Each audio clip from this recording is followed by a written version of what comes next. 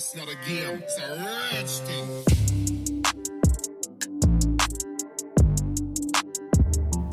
Well, hey there everybody, welcome back to the channel. I'm Adam, thanks for hanging out with me again today. And on today's video, we're going to be taking a look at the Mitsubishi Pajero on a CW01 chassis. Now, if you guys saw my last video, I had meant to take this out and get it run, but, big ass tree fell down, so I had to put it on hold. So anyway, I'm re-recording the intro, just redoing the whole thing, make it easy on me. And as I said in the video, I replaced the tiny little tires with the bigger ones, and there's a reason why.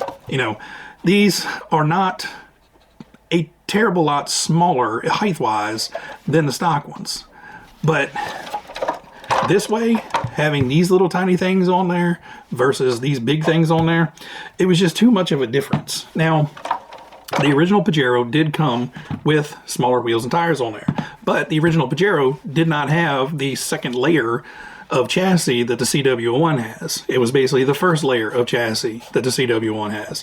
So by adding that extra height and putting the smaller, skinnier tires back on it, it just looked kind of sad and kind of sickly. Like, it was skipping leg day or something. I don't know. It just looked odd to me. So I stuck on the white Pajero wheels and the Lunchbox tires, and it looks so much happier, so much more fun, and I am thrilled with it now.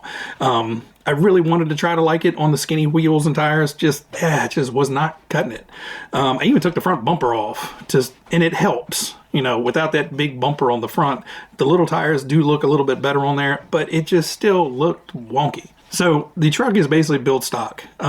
It comes with the oil-filled dampers on it, and I did stick a torque tune motor in there. I don't think it came with one. It may have. I don't know. I'll put down here if it did or didn't. But in order to put these wheels and tires on, you have to order the Lunchbox spindles, and I'll put the part number down here. The stock axles are short to work with these smaller wheels and tires. The Lunchbox axles is same geometry, it's just the axle stub itself is like a 1/4 inch longer to get through the wider section of wheel. So that's the only thing you have to do to retrofit these tires. Well, obviously you have to buy the wheels and tires, but the spindle is the only thing you really have to buy extra outside of that to get it to work. Painting wise, the red laid down fantastic. It looks awesome. Hand painting, that's where I fizzled out.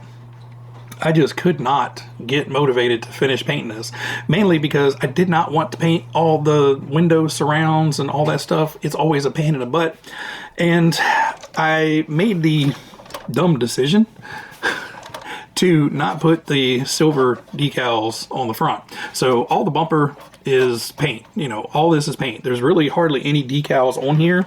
There's the grill decal. There's the headlight, turn signals, all that stuff has the decals applied to it. And there's, the few little Pajero, and then, the turn signal and taillights back here. And I did have to add one extra one. We'll get to that in a second. But, I decided to paint the bumpers because I didn't want to have to deal with, those two stickers overlapping each other and wanting to peel apart, because basically you have a top and then a bottom, I believe. I don't know. For some reason in my head was like, paint it. It'll be a whole lot better. And painting it was a pain in the butt. Basically because all you have is like 90-degree corners to paint into, and it's next to impossible not to get silver paint on the red, or black paint on the red, or silver paint on the black, whatever. It was a pain. I had to clean paint off 3 or 4 times. The good thing is when you paint the body with the TS colors, it is pretty easy to go back in with just a little bit of rubbing alcohol and a cotton bud, Q-tip, whatever, and come in and just gently come up to the paint and pull it off. Once the TS is cured, the alcohol really doesn't affect this. Now it will if you just leave it on there and then start muddling around with it. You can probably strip it off with alcohol, but it would take an awful lot. We got the bed painted. It's got the big cargo box and then the aluminum cargo box on top. Now this was originally designed to fit the 6L hump pack back here underneath the body, so that's why you have all this stuff in the bed. So I just did the deck tan for the wooden crate, did like a flat gray for the straps, did the chrome for the buckles, and then I think this was like a flat aluminum or something like that. And then I did the chrome on the tailgate catches, painted the door handles black, and that was about it. You know, it's not perfect by far, but it looks good. The red is still popping. Now this thing back here, for some reason, the spare tire cover, you know, they want you to paint it black. They want you to paint the roll bars black.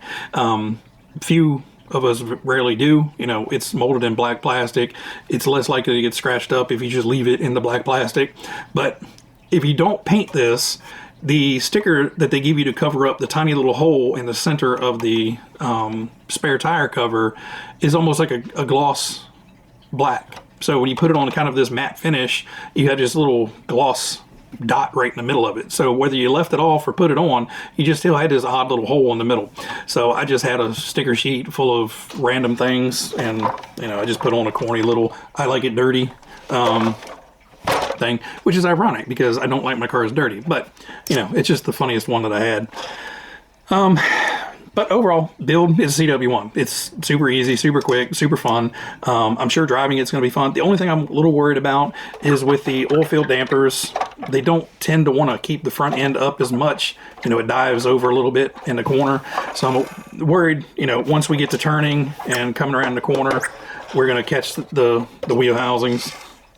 The wheel wells, whatever, and you know, I may have to stiffen the front end up a little bit, but we're gonna run it as is and see how it goes. So hopefully you guys enjoy the run footage.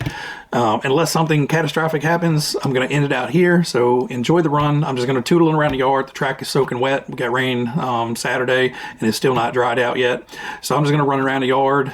There's a ton of sticks and branches down from all the wind that we've had the last 4 or 5 days. So, you know, just forgive the yard. It's a mess. Anyway, guys, everybody out there, you guys be happy, be healthy, be safe, and I will catch you on the next one. See you guys.